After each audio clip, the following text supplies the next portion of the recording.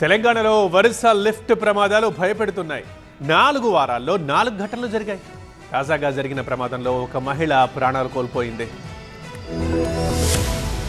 ఖమ్మం నగరంలో ఉన్న ప్రసూన ప్రైవేట్ ఆసుపత్రిలో లిఫ్ట్ జారిపడి సరోజనమ్మ అనే మహిళ ప్రాణాలు కోల్పోయింది. మదికొండ మండలం వనవారి కృష్ణపురం గ్రామానికి చెందిన మహిళ గుండె సంబంధిత చికిత్స కోసం ఆసుపత్రికి వచ్చింది.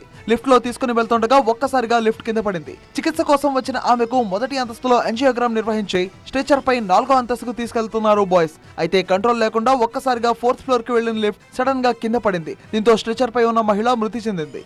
అనారోగ్యం పాలైన తమ తల్లిని ఆసుపత్రికి తీసుకువస్తే ప్రాణం పోయిందని కుటుంబ సభ్యులు కన్నీటి పర్యంతమవుతున్నారు. ప్రమాదానికంటే ముందే ప్రాణాపాయ స్థితిలో ఉన్న ఆమెకు 2 స్టంట్స్ వేశారు. ఆ తర్వాత రెస్ట్ కోసం పై ఫ్లోర్ కు స్ట్రెచర్ లో తరలిస్తుండగా ఈ ప్రమాదం జరిగిందని, ప్రతిరోజు లిఫ్ట్ బాగానే పనిచేస్తుంది అనేది సిబ్బంది వర్షన్. అయితే ఉన్నట్టుండి ఒక్కసారిగా ఇలా ఎందుకు జరిగిందనేది సిబ్బందికి అంతుపట్టడం లేదు. నిర్వహణ లోపమా, విద్యుత్ సరఫరా అంతరాయమా, కారణాలు ఏవైనా సరే మహిళ ప్రాణాలు గాల్లో కలిశాయి. స్ట్రెచర్ తీసుకెళ్తున్న బాయ్స్ మాత్రం చాకచక్యంగా ప్రాణాలు కాపాడుకోగలిగారు. తెలంగాణలో వారానికి ఒక ఘటనలో ఒకరు బలవుతున్నారు. లిఫ్ట్లు మృత్యు శకటాలుగా మారుతున్నాయి అనే చర్చ నడుస్తోంది.